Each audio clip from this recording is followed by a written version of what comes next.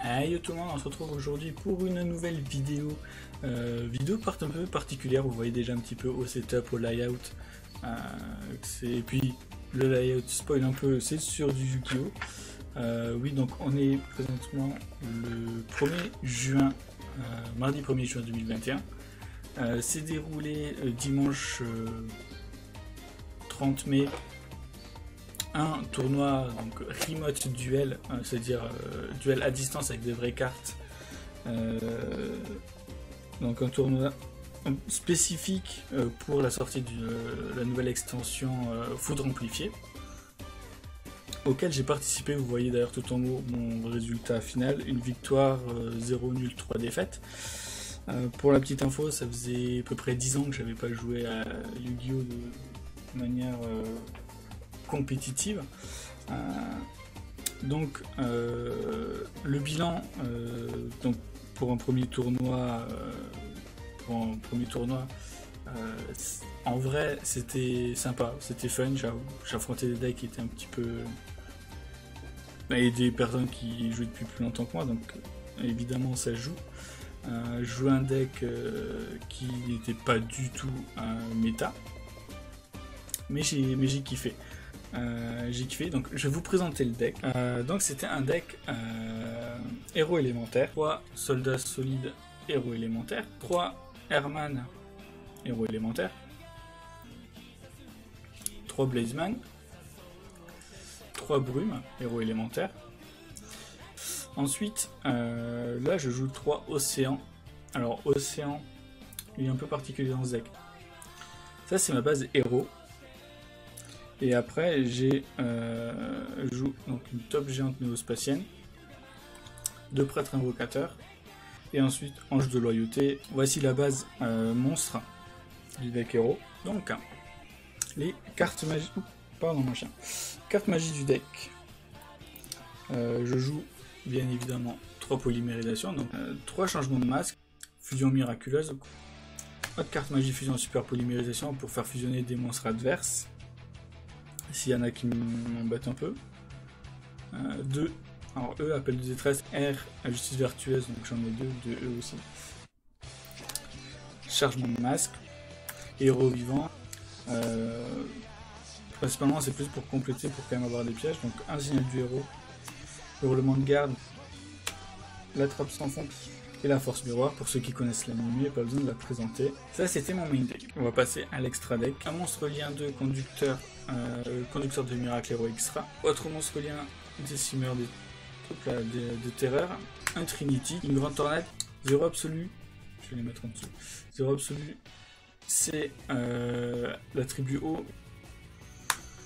Escuridao, donc lui c'est le ténèbre. Maître Nova c'est le feu. Aurait dû être rajouté là Gaïa qui est le monstre terre.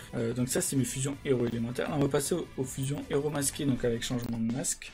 On a, je vais essayer de les mettre dans le même ordre que mes fusions, c'est-à-dire en vent on a vent divin. Autre monstre vent que j'ai pour compléter, vu que j'ai pas Gaïa, c'est Blast. Eau, acide, ténèbres, donc on a l'eau des ténèbres. Ensuite feu, Goka, terre, Diane et Koga, lumière. Et ensuite chaos. Après ça on va passer au side deck.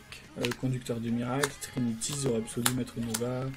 En fait on retrouve tous les monstres que j'ai présentés tout à l'heure dans l'extra. Pour tout simplement, si jamais j'affronte un deck qui est plus surtout pour eux principalement, mais on sait jamais, comboter avec eux pour en avoir un peu plus. Si j'affronte un deck qui est full feu, ben, je vais pouvoir rajouter un Maître Nova en plus, un full dark, Escurida en plus, etc. Ce tournoi avait donc pour but d'introduire la nouvelle extension Foudre Amplifiée qui sort ou est sorti le 3 juin. Chaque participant, on était 9. Je finis officiellement en 6ème sur 9, mais il faut savoir que 9, 8, 7 ont abandonné, donc je finis au final dernier, mais on s'en fiche. Donc chaque participant avait un booster Foudre Amplifiée, sauf le premier qui lui en avait 2.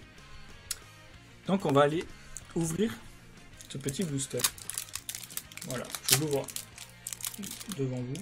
J'ai complètement niqué la truc, mais on s'en fiche. Tant que les cartes sont en bon état, Tant mieux, je vais essayer de mettre un peu plus là sous la caméra. Ouh, donc déjà on a un lien. Ah, un lien paléozoïque. Ok. Deux monstres paléozoïques. Infecté par les effets d'autres monstres. Vous pouvez utiliser chacun des effets suivants une fois par tour.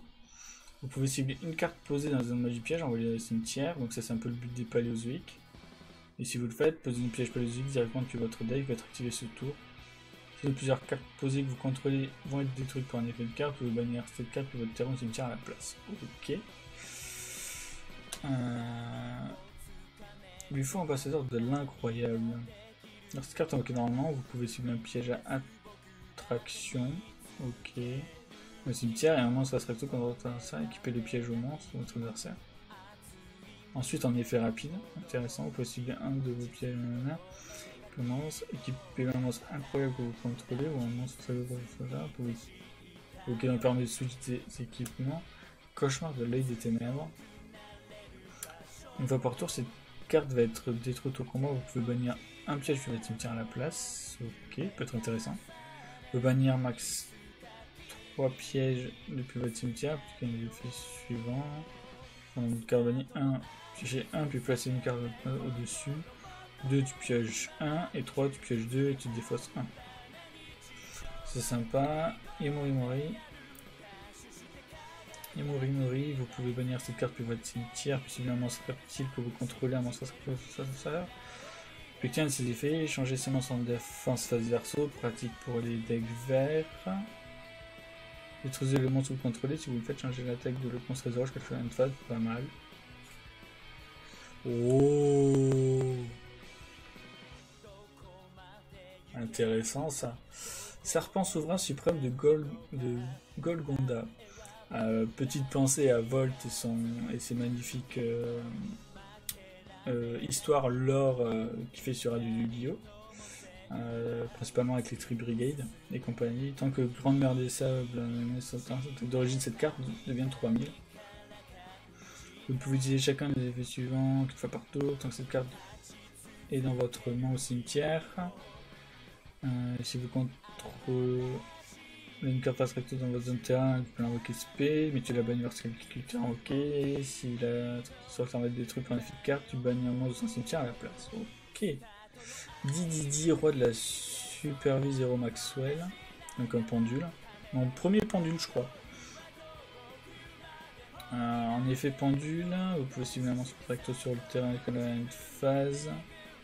Même si c'est caractéristique de terrain, cette défense vient 0, vous pouvez le faire par tour, ok. Pour un calcul des dommages, cette carte attaque un monstre, l'adversaire en position de défense. Quand la fin de la damage table, vous pouvez changer la défense de monstre adverse à 0. Si cette carte attaque en position de défense, c'est que j'ai des dommages perçants, vous ne recevez aucun dommage de combat, et puis quand cette carte. C'est plutôt insane. Oh, notre lien Daphné Solera Vallon.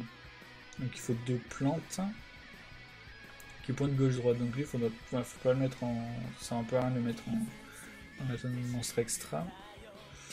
Cette carte ne peut pas être ciblée par des attaques, mais ça n'engage pas attaquer directement. Ok, vous pouvez sacrifier un monstre, puis cibler 2 monstres liés à une plante, lui exclut dans le cimetière, envoyer les extra deck. Ouais. À la limite, ça permet, comme c'est une lien 2, c'est facile à faire, permet de faire des liens 3-4 un peu plus facilement. Terreur de la racine. Cibler max 5 cartes dans le cimetière de votre adversaire et le même nombre de cartes bannies de votre adversaire. Bannissez les cibles depuis leur cimetière et si vous le faites, renvoyer les cibles bannies au cimetière. Ok.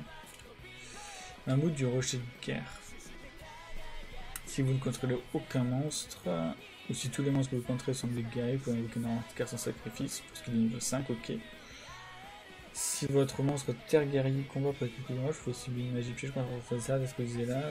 Tous les monstres rocher de guerre que vous contrôlez actuellement gagnent tous en attaque jusqu'à la phase. Jusqu'à la fin du tour de votre adversaire, pardon.